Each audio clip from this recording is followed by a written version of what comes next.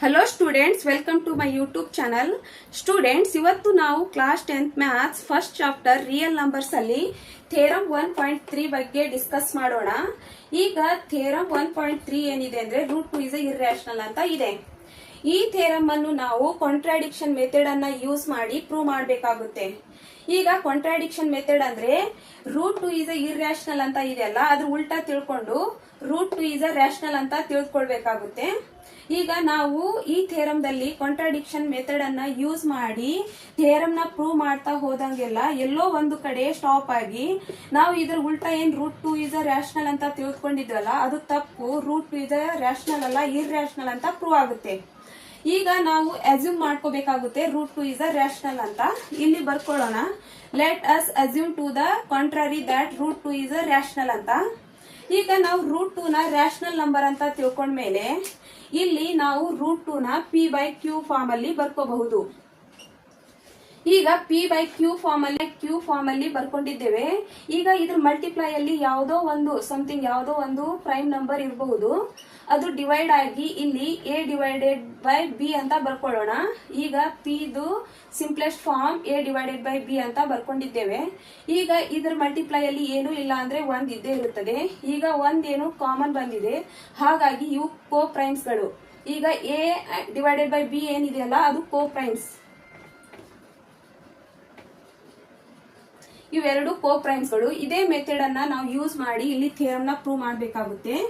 ಈಗ root 2 is equal to A divided by B, ಇದರದ್ದು simplest form A divided by B ಅಂತ ಬರ್ಕೊಂಡಿದ್ದೇವೆ. ಈಗ ಇಲ್ಲಿ root 2 is equal to A divided by B ಅಂತ ಬರ್ಕೊಂಡಿದ್ದೇವೆ. ಈಗ ಎ ಮತ್ತು ಬಿ ಇವು ಕೋ ಪ್ರೈಮ್ಸ್ ಗಳು. ಇಲ್ಲಿ ಬ್ರಾಕೆಟ್ ಅಲ್ಲಿ ಬರ್ಕೊಳ್ಳೋಣ ಸೈಡ್ ಅಲ್ಲಿ, where a and b are coprimes. ಇಲ್ಲಿ ನೆಕ್ಸ್ಟ್ ಸ್ಟೆಪ್ ಏನಂದ್ರೆ ಇದರದ್ದು ಕ್ರಾಸ್ ಮಲ್ಟಿಪ್ಲಿಕೇಶನ್ ಮಾಡ್ಕೊಳ್ಳೋಣ. ಈಗ ಯಾವುದೇ ಸಂಖ್ಯೆಯ ಕೆಳಗೆ ಏನು ಇಲ್ಲ ಅಂದ್ರೆ ಒಂದ್ ಇದ್ದೇ ಇರುತ್ತದೆ. ಹಾಗಾಗಿ ನಾನು a once a is equal to ಇದನ್ನ ಕ್ರಾಸ್ ಮಲ್ಟಿಪ್ಲಿಕೇಶನ್ ಮಾಡಿದ್ರೆ ರೂಟ್ 2 ಬಿ ಅಂತ ಬರುತ್ತೆ. ಈಗ ಇದನ್ನ ಸ್ಕ್ವೇರಿಂಗ್ ಬೋತ್ ಸೈಡ್ ಮಾಡ್ಕೊಳ್ಳೋಣ.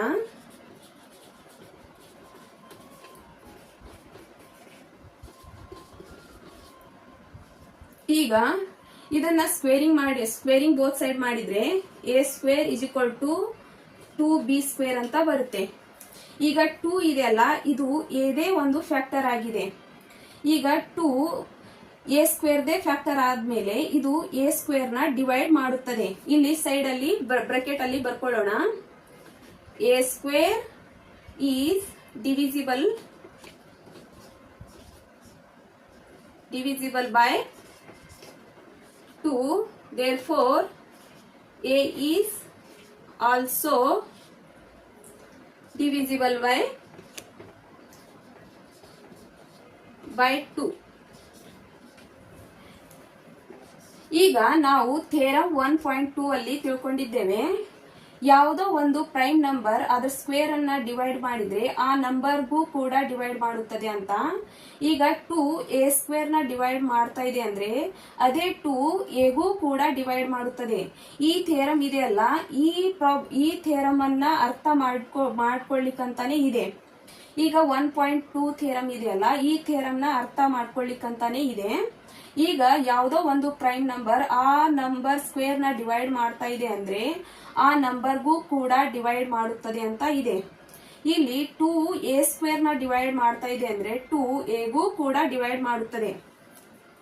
ಹಾಗಾಗಿ ಇಲ್ಲಿ 2 ಏನಿದೆ ಅಲ್ಲ, ಇದು ಎ ಸ್ಕ್ವೇರ್ ದೇ ಒಂದು ಫ್ಯಾಕ್ಟರ್ ಆಗಿದೆ. ಈಗ ಎ ಸ್ಕ್ವೇರ್ ದು ಮುಗೀತು. ಈಗ ಎ ಬರ್ಕೊಳ್ಳೋಣ, A is equal to 2c ಅಂತ ಬರ್ಕೊಳ್ಳೋಣ. ಈಗ 2 ಎ ಸ್ಕ್ವೇರ್ ದು ಫ್ಯಾಕ್ಟರ್ ಆಗಿದೆ ಮತ್ತು ಎ ದು ಫ್ಯಾಕ್ಟರ್ ಆಗಿದೆ ಅಂತ ಗೊತ್ತಾಯ್ತು. ಯಾಕಂದ್ರೆ 2 ಎ ಸ್ಕ್ವೇರ್ ನು ಡಿವೈಡ್ ಮಾಡುತ್ತದೆ ಮತ್ತೆ ಅದೇ 2 ಎಗೂ ಕೂಡ ಡಿವೈಡ್ ಮಾಡುತ್ತದೆ. ಅಂದ್ರೆ ಇದು ಎ ಸ್ಕ್ವೇರ್ ದು ಫ್ಯಾಕ್ಟರ್ ಮತ್ತು ಎ ದು ಫ್ಯಾಕ್ಟರ್ ಅಂತ ನಮ್ಗೆ ಗೊತ್ತಾಯ್ತು. ಈಗ ಇಲ್ಲಿ 2c ಅಂತ ಬರ್ಕೊಳ್ಳೋಣ. ಈಗ ಇದು ಸಿ ಅಂದ್ರೆ ಯಾವುದೋ ಒಂದು ಇಂಟಿಜರ್ ಆಗಿರ್ಬೋದು, ಅದಕ್ಕೆ ಇಲ್ಲಿ ಬ್ರಾಕೆಟ್ ಅಲ್ಲಿ ಬರ್ಕೊಳ್ಳೋಣ, ಸಿ ಇಸ್ ಎನಿ ಇಂಟಿಜರ್ ಅಂತ ಬರ್ಕೊಳ್ಳೋಣ.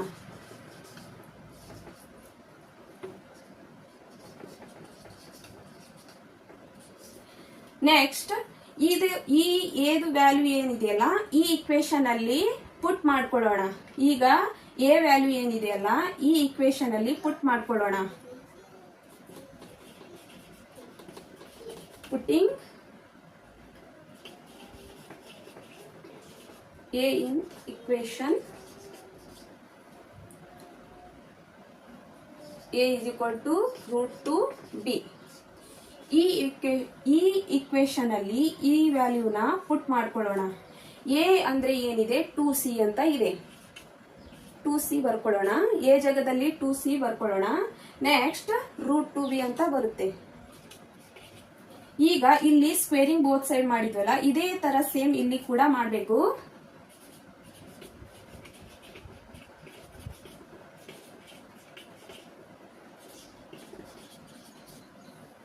ಇಲ್ಲಿ ಸ್ಕ್ವೇರಿಂಗ್ ಬೋತ್ ಸೈಡ್ ಮಾಡಿದಾಗ 4c² ಇಸ್ ಈಕ್ವಲ್ ಟು ಇಲ್ಲಿ 2b² ಅಂತ ಬರುತ್ತೆ.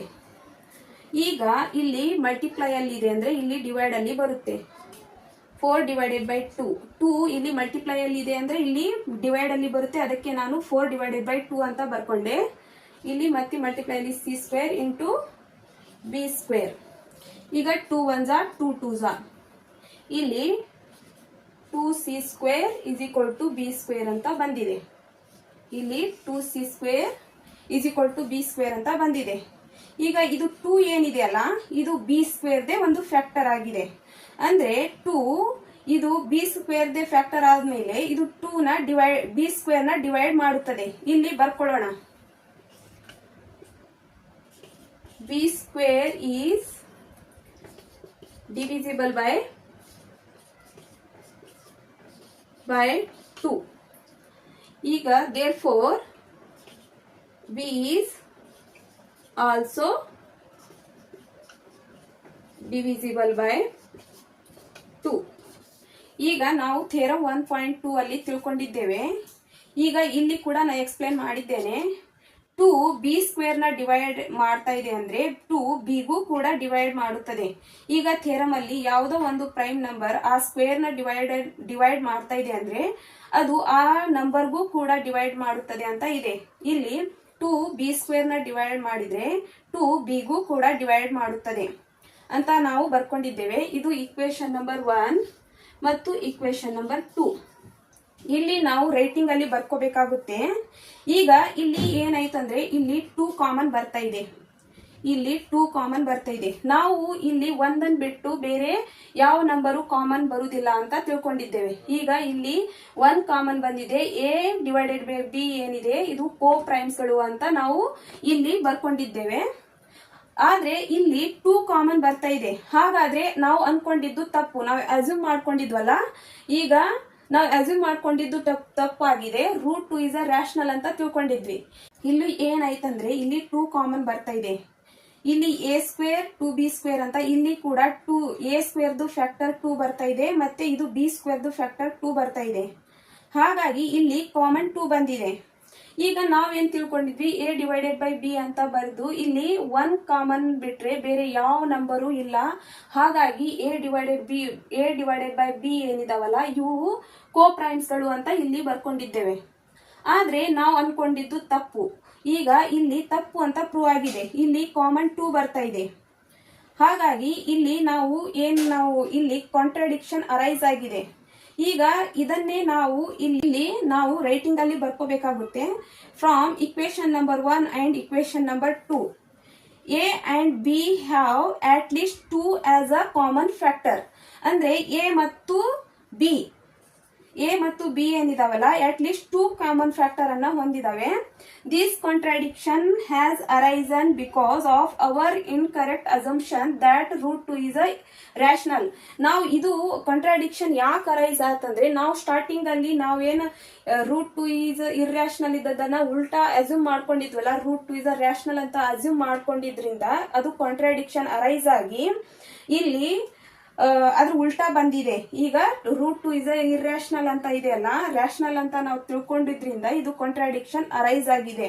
ಹಾಗಾದ್ರೆ ನಾವು a divided by b coprimes ಗಳು ಅಂತ ತಿಳ್ಕೊಂಡಿದ್ವಲ್ಲ ಅದು ತಪ್ಪು ಅಂತ ಪ್ರೂವ್ ಆಗಿದೆ.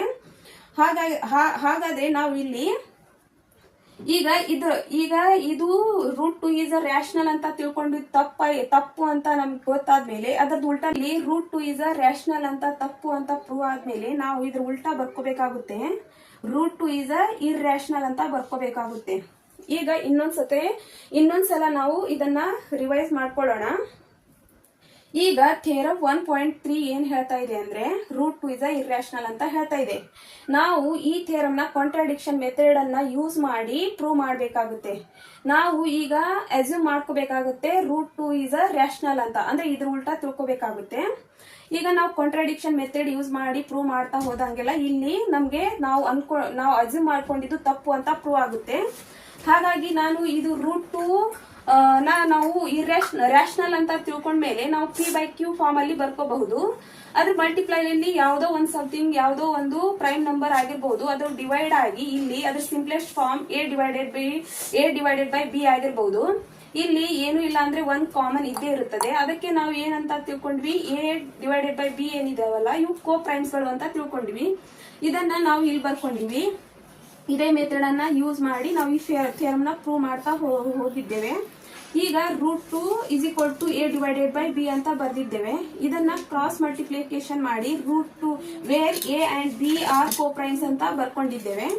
ಈಗ ಇಲ್ಲಿ A ಇಸ್ ಈಕ್ವಲ್ ಟು ಇಂದ ಕ್ರಾಸ್ ಮಲ್ಟಿಪ್ಲಿಕೇಶನ್ ಮಾಡಿದ್ರೆ A is equal to root 2B ಅಂತ ಬಂತು. ಈಗ ಇದನ್ನ ಸ್ಕ್ವೇರಿಂಗ್ ಬೋತ್ ಸೈಡ್ ಮಾಡಿದ್ದೇವೆ. ಹಾಗಾಗಿ A square is equal to 2B square ಅಂತ ಬಂದಿದೆ. ಈಗ 2 ಇದೆಯಲ್ಲ ಇದು A ಸ್ಕ್ವೇರ್ ದೇ ಒಂದು ಫ್ಯಾಕ್ಟರ್ ಆಗಿದೆ. ಹಾಗಾಗಿ 2 ಏನಿದೆಲ್ಲ A ಸ್ಕ್ವೇರ್ ನ ಡಿವೈಡ್ ಮಾಡುತ್ತದೆ. ಇಲ್ಲಿ ನಾವು A square is divisible by 2, therefore A is also divisible by 2 ಅಂತ ಬರ್ಕೊಂಡಿದ್ದೇವೆ. ಈಗ ನಾವು ಥಿಯರಮ್ 1.2 ಅಲ್ಲಿ ತಿಳ್ಕೊಂಡಿದ್ದೇವೆ 2 A ಸ್ಕ್ವೇರ್ ನ ಡಿವೈಡ್ ಮಾಡಿದ್ರೆ ಅದೇ 2 A ಗೂ ಕೂಡ ಡಿವೈಡ್ ಮಾಡುತ್ತದೆ ಅಂತ ತಿಳ್ಕೊಂಡಿದ್ದೇವೆ. Next A is equal to 2C ಅಂತ ತಗೊಂಡಿದ್ದೇವೆ. ಅಂದ್ರೆ ನಾವು A ಸ್ಕ್ವೇರ್ ಅಂತ ಇದು ಇಲ್ಲಿ ತಿಳ್ಕೊಂಡಿದ್ವಲ್ಲ 2B ಸ್ಕ್ವೇರ್ ಅಂತ. ಈಗ next A is equal to 2C. ಇದು C ಅನ್ನೋದು ಯಾವ್ದಾದ್ರು ಇಂಟಿಜರ್ ಆಗಿರ್ಬೋದು. ಅದಕ್ಕೆ ನಾವು C ಇಸ್ ಎನಿ ಇಂಟಿಜರ್ ಅಂತ ಇಲ್ಲಿ ಬರ್ಕೊಂಡಿದ್ದೇವೆ. Putting value A in equation A is equal to root 2B ಅಂತ ನಾವು ಈ ವ್ಯಾಲ್ಯೂದಲ್ಲಿ ಈ ಇಕ್ವೇಶನ್ ಅಲ್ಲಿ ಈ ವ್ಯಾಲ್ಯೂನ ಪುಟ್ ಮಾಡಿ ಇಲ್ಲಿ 2C is equal to root 2B ಅಂತ ಬರ್ಕೊಂಡಿದ್ದೇವೆ. ಇಲ್ಲಿ ಸ್ಕ್ವೇರಿಂಗ್ ಬೋತ್ ಸೈಡ್ ಮಾಡಿದಾಗ 4C square is equal to 2B square ಅಂತ ಬಂದಿದೆ. ಮತ್ತೆ ಇದು ಮಲ್ಟಿಪ್ಲೈ ಅಲ್ಲಿ ಇದೆ ಅಂದ್ರೆ ಇಲ್ಲಿ ಡಿವೈಡ್ ಅಲ್ಲಿ ಬರುತ್ತದೆ. ಅದಕ್ಕೆ ಇಲ್ಲಿ ನಾವು 4 ನ 2 ಇಂದ ಡಿವೈಡ್ ಮಾಡಿದ್ರೆ 2C square is equal to B square ಅಂತ ಬಂದಿದೆ. ಇಲ್ಲಿ ಏನಾಯ್ತಂದ್ರೆ ಇಲ್ಲಿ ಕೂಡ 2 ಫ್ಯಾಕ್ಟರ್ ಬಂದಿದೆ. ಅಂದ್ರೆ 2 ಇದರದ್ದು B ಇದೆ 2 ಇದು ಫ್ಯಾಕ್ಟರ್ B ಸ್ಕ್ವೇರ್ ನ ಡಿವೈಡ್ ಮಾಡುತ್ತದೆ. B ಇದು ಫ್ಯಾಕ್ಟರ್ 2 ಅಂದ್ಮೇಲೆ B2 ಇದು B ಸ್ಕ್ವೇರ್ ನು ಡಿವೈಡ್ ಮಾಡುತ್ತದೆ.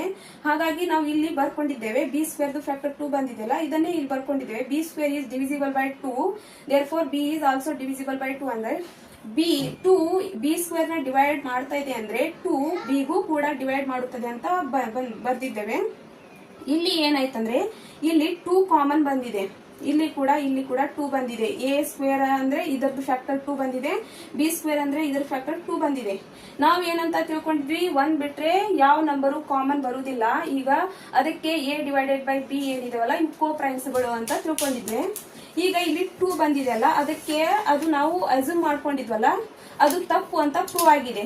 ಈಗ ಇಲ್ಲಿ ಕಾಂಟ್ರಾಡಿಕ್ಷನ್ ಅರೈಸ್ ಆಗಿದೆ. ಇದು ಯಾಕೆ ಅರೈಸ್ ಆಗಿದೆ ಅಂದ್ರೆ ಇಲ್ಲಿ A and B have at least 2 as a common factor. ಅಂದ್ರೆ 2 A and B ಏನು 2 ನ ಕಾಮನ್ ಫ್ಯಾಕ್ಟರ್ ಅನ್ನ ಹೊಂದಿದಾವೆ.